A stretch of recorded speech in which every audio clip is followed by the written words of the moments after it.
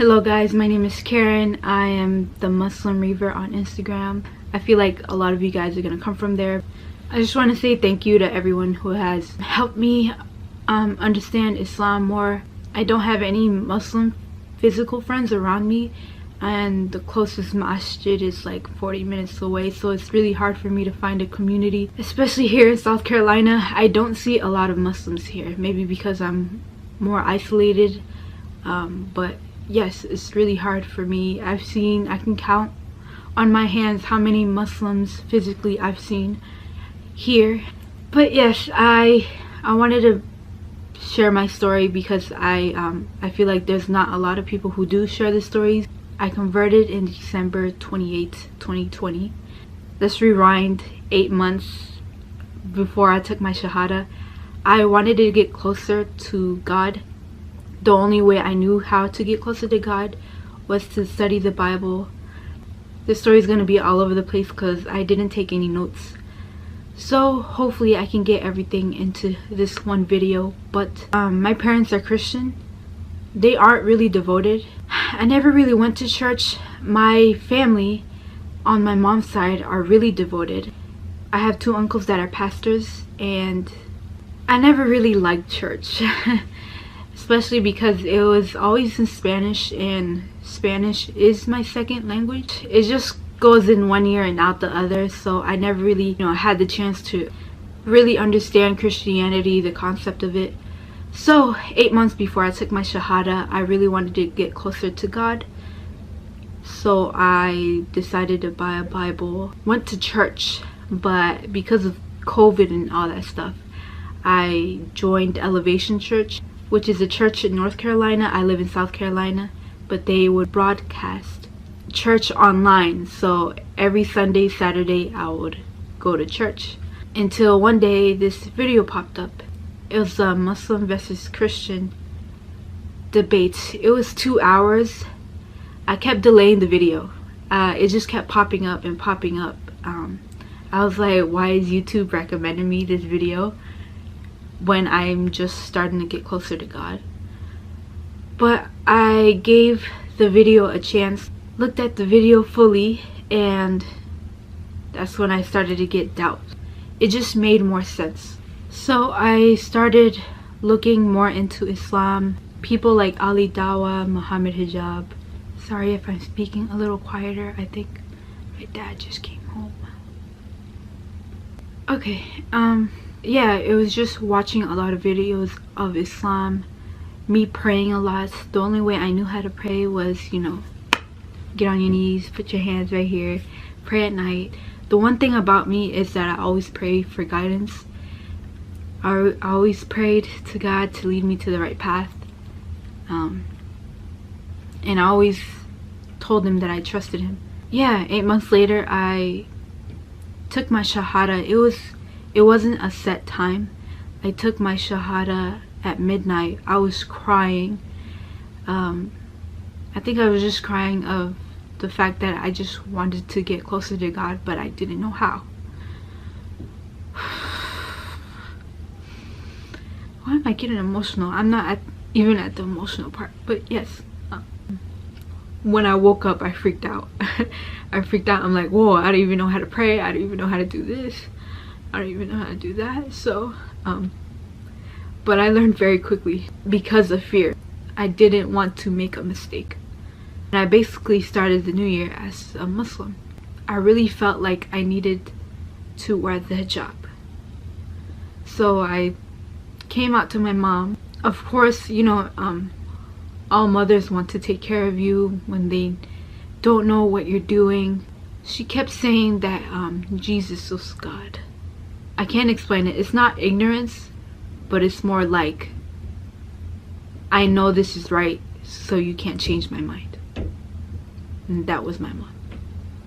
So there was a lot of tension between me and my mom for a while,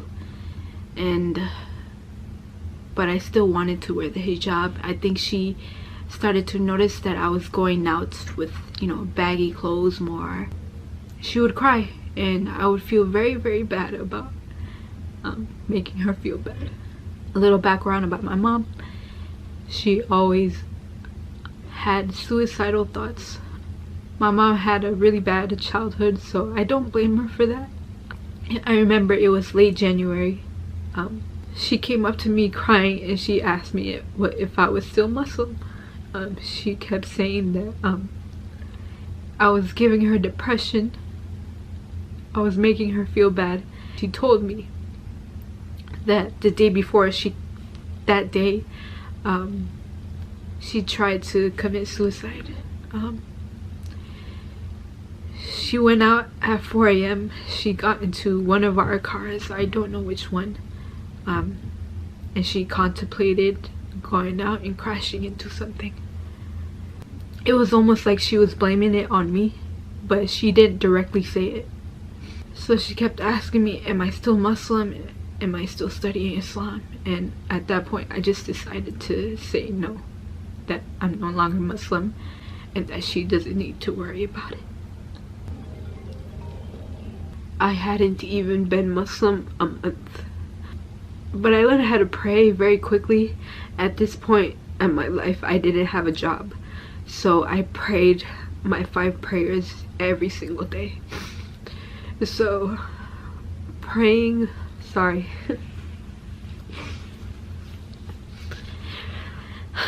going from not praying to praying every day and trying to do good deeds for your parents, it was very overwhelming, very overwhelming.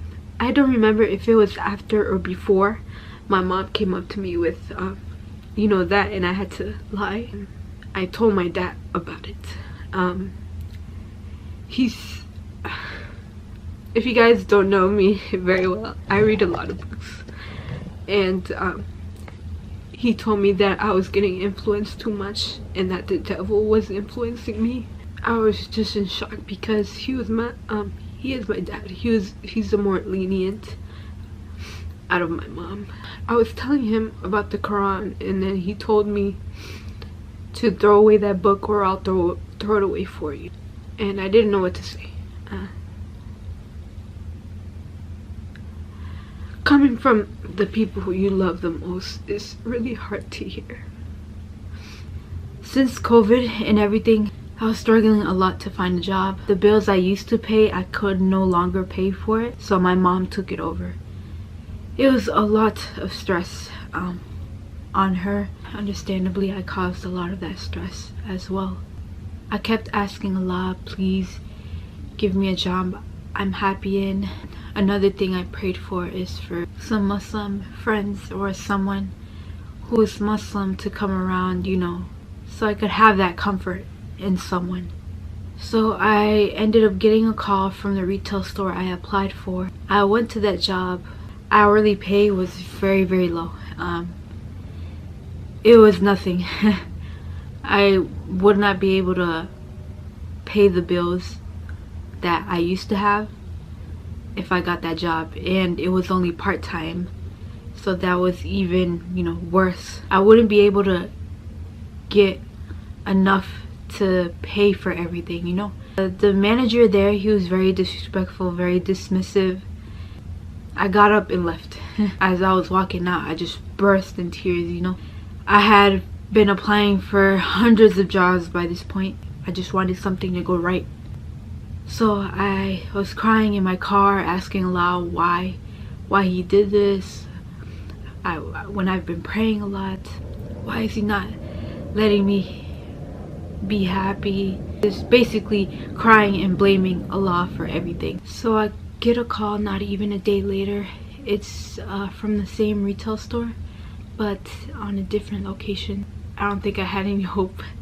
I was just still mad at Allah. I have a scheduled interview for that following day, and when I get there, the manager, she's really nice. She makes me laugh a couple times. She asked me, do I want to be a supervisor? At first I'm like, I'm 19 years old. Why are you asking me? You know, I'm not fit for that position. And I'm like, yeah, what are the duties? So she goes in and starts explaining everything to me, and it happened so fast. She gives me all the paperwork. She says, she's gonna call me back when my background check is in. So she takes me out and she introduces me to everyone who's working in the back, everyone I'm supposed to supervise. There are these 3 women. The moment I saw them, I could not stop looking at them. There are 3 Muslims. The way I could tell is from the veil, obviously. Yeah, these women were a lot older. I don't even think they know how much they impacted me, because I asked a lot for friends. I asked a lot to at least let me see a Muslim, have a Muslim around me for comfort, because it just felt like the whole world was against me. For the short time they were there, they did bring me a lot of comfort. They didn't know English a lot, but they helped me out with pronunciations. They were very welcoming once I told them, like, hey, I'm Muslim as well. And I really, really appreciated them. And then I left. It happened really, really fast. I had all my paperwork, my resume in my hand, everything in my hand. And I got in the car, and again I started crying. Can you tell I'm very sensitive? This time I was crying and I was just asking Allah to forgive me for being mad. To this day I still work in this place. I'm happy. I'm really happy there. Allah gave me everything I asked for in one day. Now I learned to trust Allah more. Now I know that Allah listens. I have showed my mom how I would look like in hijab, and understandably she did not like it. She told me that I was very beautiful and that there was no reason for me to cover it up. How will I ever get a husband if he can't see me? I'm Latina, so we're supposed to be very proud of our bodies. I came out to her very fast. I hadn't even been Muslim a month. It's very hard. It's still very hard, and I'm still learning. I did stop praying for a while. I felt like Islam was destroying my family. There's always a constant tension in the house. To this day, it's very hard to be very openly Muslim. I want to wear hijab. I want to cover up more. I know it will take a toll on my family. Growing up, my mom was a babysitter, so after school I'd come home and have to help her with the kids. She would take care of 5 to 7 kids, so it was very stressful on me, and definitely very stressful on her. I would come home from school and just dread coming home because I knew my mom. Anxiety, stress, it just all weighed down on me. It was just constant worrying. Is she okay? At school, all I thought about was my mom. Every time my friends would ask me, hey, you want to go out after school? I'm like, no, I gotta go home and take care of my mom. My mom, she's tried to kill herself multiple times. So when I told her I was Muslim and I saw how much it affected her, I just lied. And then just a few months later, I stopped praying. It just became very overwhelming for me. It's still very hard for me now because I don't have any Muslim physical friends around me. That's why I built the community that I have now. You guys have helped me a lot. I'm glad I can have someone to talk to online. I'm so happy that I'm able to ask anyone questions and be able to get the answers in seconds. I appreciate everyone who's DM'd me on Instagram, or anyone who has talked about their story as well, because I wish I could hear more stories about Muslim reverts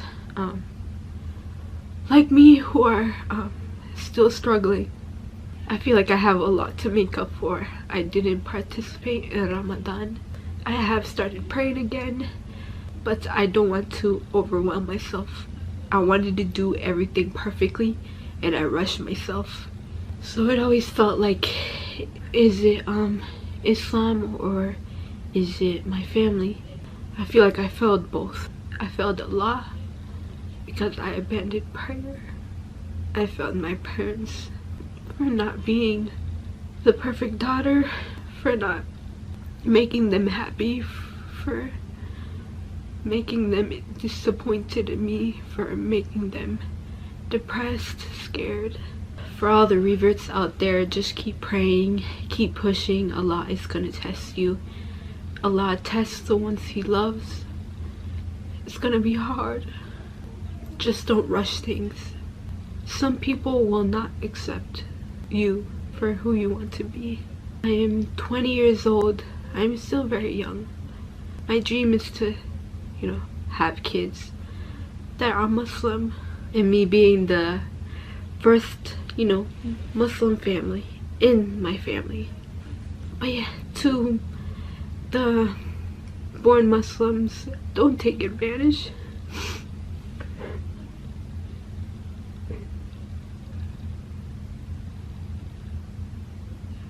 To anyone who's going through stuff with their family, oppression, just know that Allah will always be there. Allah is always there. Make dua. Never stop making dua, never stop praying. Because at the end of the day, if you don't have anyone else, you have yourself and you have Allah. And that's pretty much all you need. I just want to say thank you for watching. Thank you for listening. Welcome back, friends. I hope you enjoyed the video till the last minute. The sister's story is very interesting, that she accepted Islam, and one is a very saddest part of the video is that she said that my mother has been doing, they have been killing himself, suicide. They attempt the suicide, and our Holy Prophet sallallahu alaihi wasallam that suicide is totally prohibited in Islam. If one person had been killed himself by a way, like for example, if he hang himself from the pan, if he cut his artery or vein, if he eats something which is harmful to his body, then this punishment will be given him in the graveyard till the doomsday, from which method he free himself from the world. This is very bad thing. Allah subhanahu wa ta'ala give you the life, the very precious, very golden opportunity that you should do good things, you should prove yourself to be good in this world. So Allah subhanahu wa ta'ala will reward you more and more. Yes, this is world. You will be face punishment, you will be face a lot of difficulties in finding your health and finding the wealth and fighting, you will have to face the problem. Sometimes you will be ill, sometimes your father will be ill, sometimes your kid will be ill. There will be a lot of difficulties, a lot of troubles will be coming in your way. Because this is the world, this is not heaven, that you will be led a very grateful, a very successful life. No. This is world. You have to survive. You have to be survived, and you have to be the complete faith on Allah subhanahu wa ta'ala, that Allah subhanahu wa ta'ala select me for His examination, that how I will be passed. If you have true faith on Allah subhanahu wa ta'ala, believe me, one day you will be passing the examination and you will be free from all this kind of things. If you have complete faith on Allah subhanahu wa ta'ala, and if you are doing things which is not against the Islam, believe me, your life will be so good and so happy. So the story, the real story, the moral of the story is that so many people, they are accepting Islam due to some reasons, some good reasons. There is a very interesting story of a girl who used to be dancing, who used to be dancing in parties, and we know that how much respect people give to the girl, that she has been dancing in a dancing bar, in a dancing club, nighting club. So one day she came into the way and she saw cat that she saw a dog that he was thirsty and his tongue was out of his body because he need water and he doesn't find a thing that how I can drink water. So this girl, the dancing night girl, she take his shoes, his heel, his sandal, and he put we can say that she connect it with his cloth, put into the well, pick out the water, and drink to the dog. For only this good deed, Allah subhanahu wa ta'ala make his maghfirah and allow him to enter to Jannah. Subhanallah. So many ways, Allah subhanahu wa ta'ala will select you for the Jannah for a minor, very minor good deed. Allah subhanahu wa ta'ala doesn't look at your faces, your structure, that you are beautiful, you are white, you are black. No. Allah subhanahu wa ta'ala just looking to your heart, your intimation, that how much intimation you have in your heart. May Allah subhanahu wa ta'ala give us complete hidayah and complete the straight path, and may Allah subhanahu wa ta'ala give us a happy life. I hope you enjoy the video. If you like the video, subscribe the channel and share it with your friends.